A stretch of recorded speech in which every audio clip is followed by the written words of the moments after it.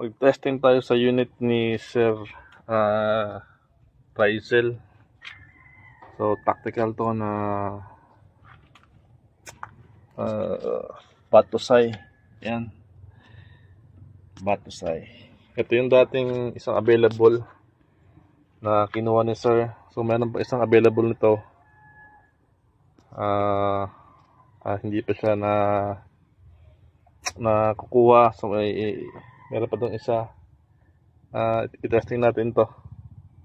Bali ang unit ni Sir Rizel naka 18 inches na DBBR, naka 38mm na silencer, tapos naka .45 na tank na rounded, tapos naka Taiwan na regulator.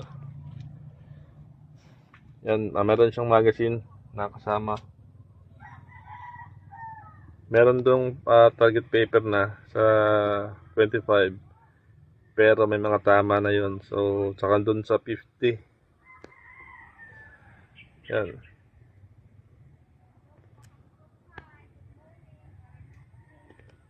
So papalitan natin yun ng wala pang tama. Ito yung 25 sa barrel indexing.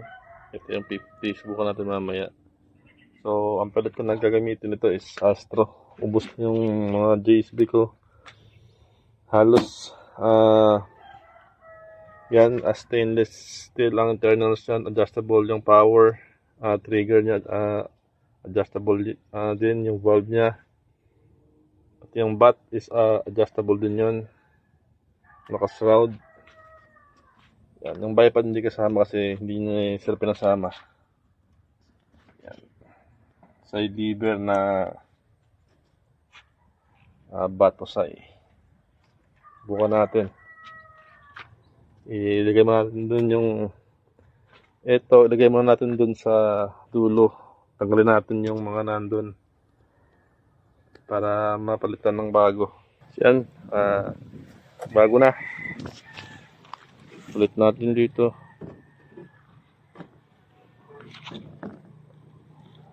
Yan. Yung 50 na lang. Palitan din natin yun.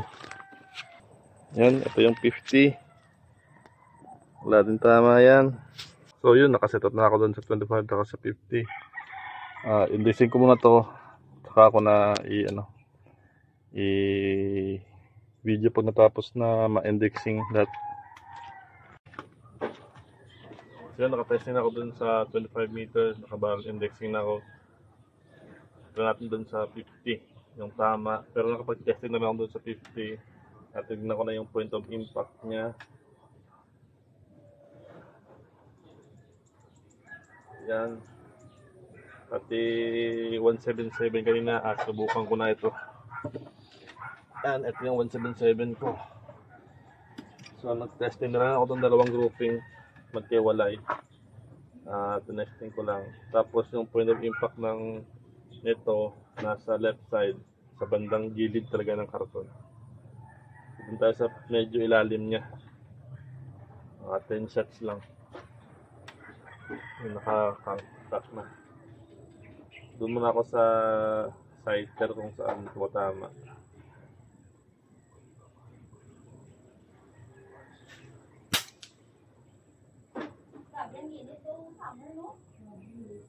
Yun, testing natin doon sa 50.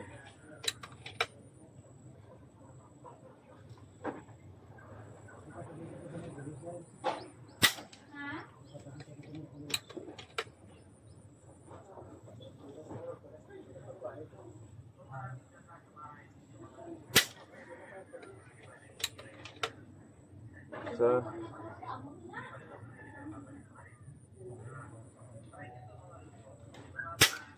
Dalawa.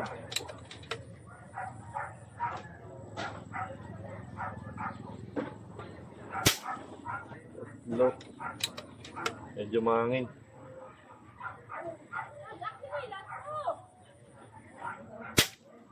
Apat.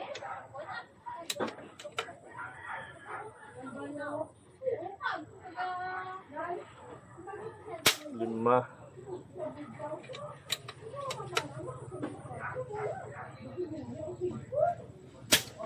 Ano, wala na. So, 6 lang kasi nag-test nyo kanina sa iba. 6.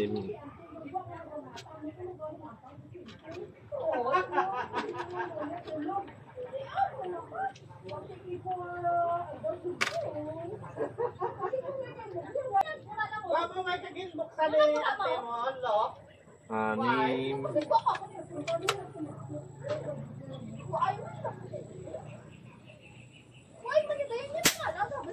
Ito.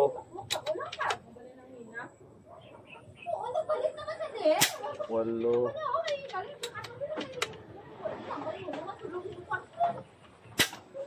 Jam. 10.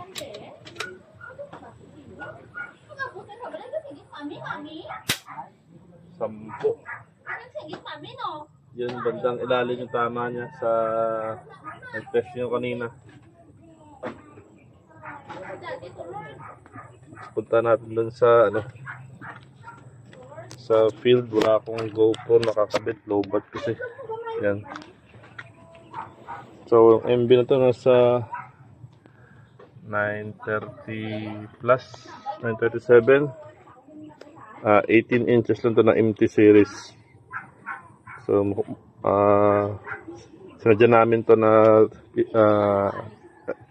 18 inches lang para medyo maikli. Punta natin doon sa 50.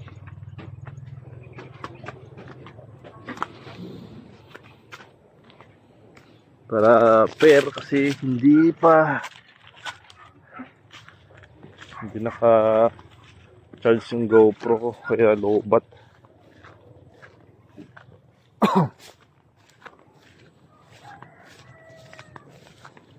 May kalakasan yung hangin yun, no?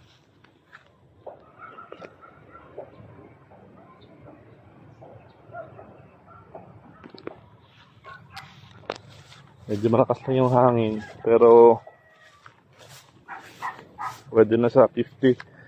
So mag-iba pa yun kung ang pellet na nagagamitin is hindi Astro, kasi Astro hindi naman talaga sakto-sakto yung mga size ng ano niya. Yung bigat, nag-iba-iba. Pero, ano, lakas ng hangin. Papansin nyo.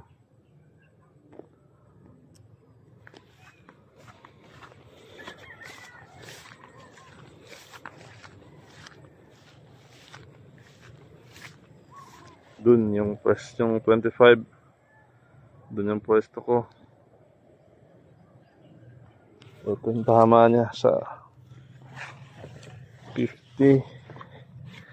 Ito yung sighter ko kanina, sinusiro ko. Ito. So, ano siya, dito ako testing sa gilid na sinasabi ko. Ito yung tama niya sa 50. 10 shots. Meron dito sa dalawa sa taas. Hindi ko alam kung sa pellet ba to. Ang gamit ko na pellet is Astro na ano lang, na naka-resize lang. Yan, sa 50. Ito naman yung tama ko yan sa 177. Ito 5 shots. Kung papansin nyo, maliit ng konti itong butas na to. Kasi slag to. Ito pellet. Yan, mas malaki yung butas ng pellet kaysa sa slag. Ito 177. Yan.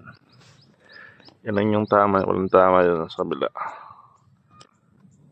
Susubukan ko lang kanina yung ito, yung slag habang nanunood ng Sona. So ito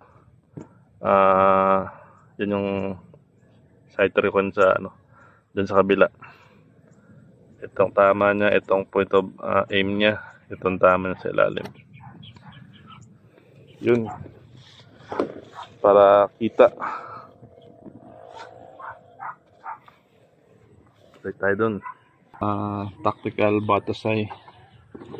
Sobrang tahimik ng silencer niya, naka 38mm kasi. Ito yung gamit ko na pellet. Namumuti na Astro. So mas maganda tumama sa JSB. Yung mga local na maganda yung pagkakagawa na pellet. Sigurado yan. Kasi ito Astro lang talaga yung available ko. Yan. lang.